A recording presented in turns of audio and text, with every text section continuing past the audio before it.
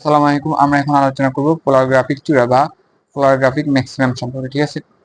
আচ্ছা, পোলারগ্রাফীয় চূড়ার যে সংজ্ঞা সেটা হচ্ছে পোলারগ্রাফি পরীক্ষাধীন নমুনা দ্রবণে যদি কোনো পৃষ্ঠতল সক্রিয় অর্থাৎ সারফেস অ্যাক্টিভ পদার্থ যোগ না করা হয় তাহলে পরন্ত পারদ বিন্দুর ক্যাথোড লব্ধ প্রবাহ লেখচিত্র বিভিন্ন আকৃতির কুঁজ পাওয়া যায়। ঠিক আছে। এবং এগুলো সিংহ আকৃতির হতে অর্ধবৃত্তাকৃতি পর্যন্ত হতে পারে, অর্থাৎ এগুলো সিংহ আকৃতি হতে পারে, অর্ধবৃত্তাকৃতিও হতে পারে। ঠিক আছে।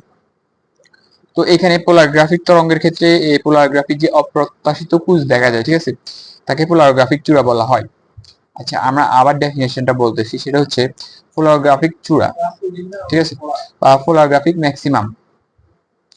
পোলারগ্রাফিক পরীক্ষাধীন নমুনা দ্রবণে যদি কোনো পৃষ্ঠতল সক্রিয় অর্থাৎ সারফেস অ্যাক্টিভ পদার্থ যোগ না করা হয় তাহলে পরন্ত পারদ বিন্দুর ক্যাথোড হতে লব্ধ প্রবাহ বিভব লেখচিত্র। ক্যাথোড হতে পরন্ত পারদ বিন্দুর প্রবাহ লেখচিত্রে বিভিন্ন ধরনের বা বিভিন্ন আকৃতির কুঁজ দেখা যায়। ঠিক আছে।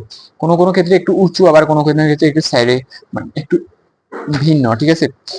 এগুলো হচ্ছে সিংহ সিংহ যেগুলো সিংহ বা অর্ধবৃত্তাকৃতির আকৃতির হতে পারে, মানে দুই প্রকার হতে পারে, অর্ধবৃত্ত আকৃতির হতে পারে বা সিংহ আকৃতির হতে পারে, সিংহ। ঠিক আছে। আর এই পোলারগ্রাফি তরঙ্গে পোলারগ্রাফির অপ্রত্যাশিত কুঁজগুলোকে বলা হয় পোলারোগ্রাফি। ঠিক আছে।